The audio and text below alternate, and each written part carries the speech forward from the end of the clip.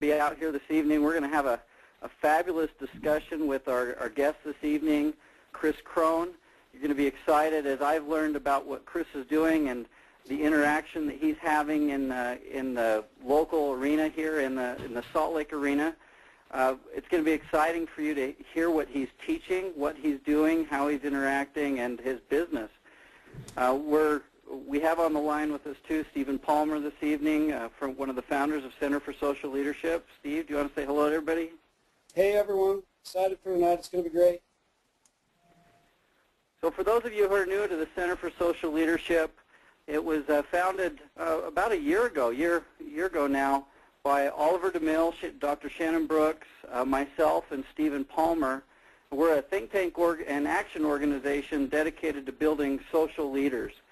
And the reason we use action is because we like to be out there in action, in motion. We believe that value is created by being in motion, creating value for others.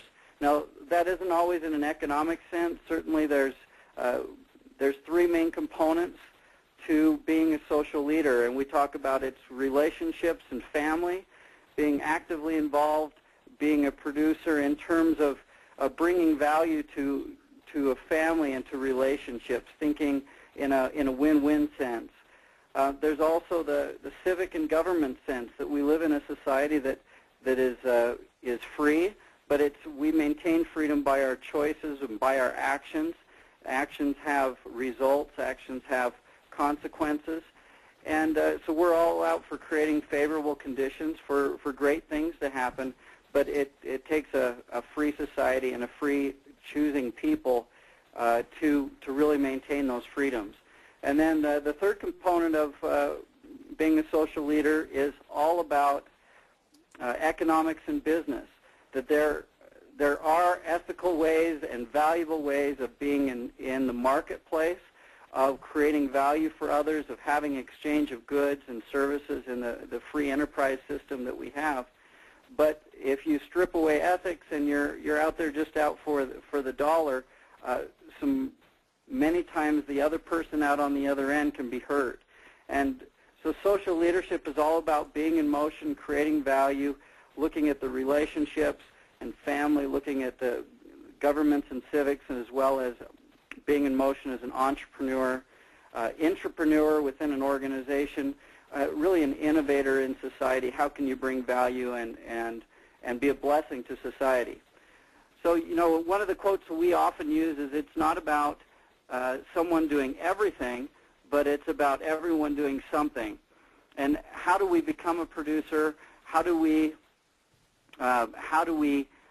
develop a frame of mind, a frame of reference that we're out there contributing to society? And that's why we're excited to have Chris Crone as our guest tonight. He's going to talk quite a bit about mindset.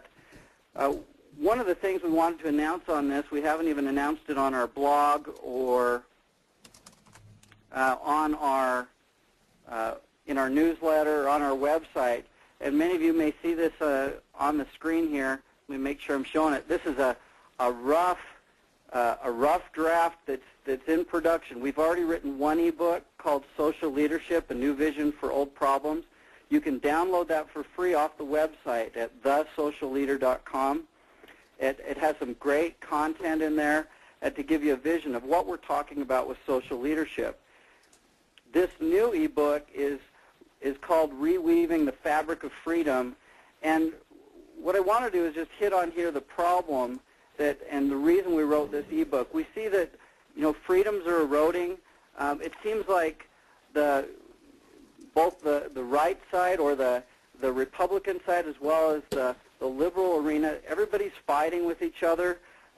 It's not about dialoguing and getting to truth, it seems. Everybody has their position. They're looking for power, as well as in the just regular folks, which, that's all of us.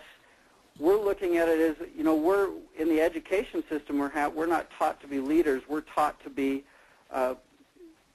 to pass the test to get that grade, not necessarily to understand the thought and who these people were who were in history, the Thomas Jeffersons, the George Washingtons.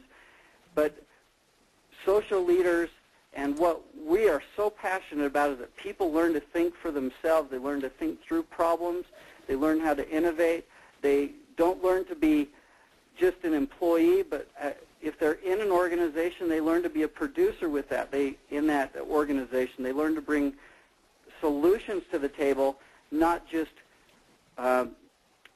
understanding the problems, but also bringing those solutions. And for those of you who are in leadership in organizations, you know how valuable that is when employees come with solutions, not just problems. And this ebook is going to be incredible. Look for it to be coming out in the next month, and you can subscribe to the newsletter or to the blog at thesocialleader.com to stay in the know on when this is released, as well as for future webinars that we have ongoing with different leaders. A few weeks ago we had Oak Norton, who's changed some education pieces in the state of Utah, some legislation. He's just a regular guy who took a proactive approach. And tonight we have Chris Crone, who in the short time I've got to know him, come to really respect him, what he is about, what he is contributing. And with that, I'm going to throw it over to you, Steve, to introduce Chris and start that discussion. Great, thanks, Carl. Hey, everyone. I've been so privileged to have worked with Chris on a pretty intimate basis for the last several months. I've been working with him on a book that he has coming out that's going to be just fabulous. He's got such a unique perspective on wealth creation and abundance and entrepreneurship, and really some revolutionary ways to just transform the traditional retirement and traditional investing to help the average investor. And so I feel really privileged to introduce him tonight. We kind of have two audiences tonight. Some of you are coming from Chris Crone's organization, and some are coming from the Center for Social Leadership organization. So for those that don't know Chris, let me just give you a little bit of background. Of course, Chris can tell his story a lot better than I, but just to introduce him, I'm going to read something from his website. In college, while others were trying to figure out how to buy a car, Chris Crone was purchasing real estate. By the time he finished his undergraduate at Brigham Young University, Chris had purchased his 12th property and had already formed a number of successful investment companies. Chris was a natural at real estate. As he searched for the best strategy, Chris tried every type of real estate investing available: rentals, flips, foreclosures, you name it. Within a short period of time, Chris had developed his own investment strategy and was delighted with the results. Within a few short years, Chris had acquired over 50 homes using his carefully crafted system. His success became known, and in response to numerous pleas for guidance, Chris began helping others invest in real estate in 2006. Chris has helped hundreds of people make real profits in real estate and attain financial independence.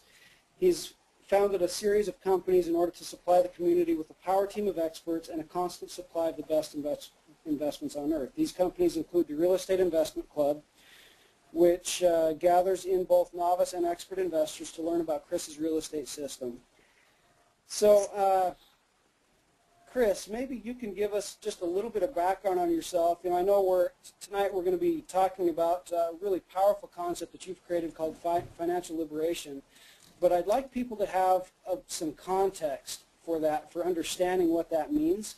So if you could maybe give us a little bit of more background on yourself, of how you got into real estate, of the foundations of Real Estate Investment Club, and some of the things that you've been able to accomplish.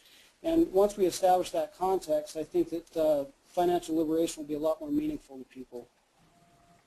Thank you, Stephen. I appreciate that. I'd like to welcome you all out. My name is Chris Crone, and let me go ahead and just give you a little bit of background on me. This is actually kind of an exciting month for myself because I'm turning 30.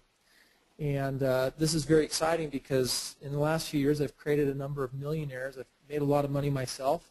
And it's amazing how much skepticism I have attracted in the workplace and in the community just by the very nature of my age. When I got started, I was going to college at Brigham Young University, and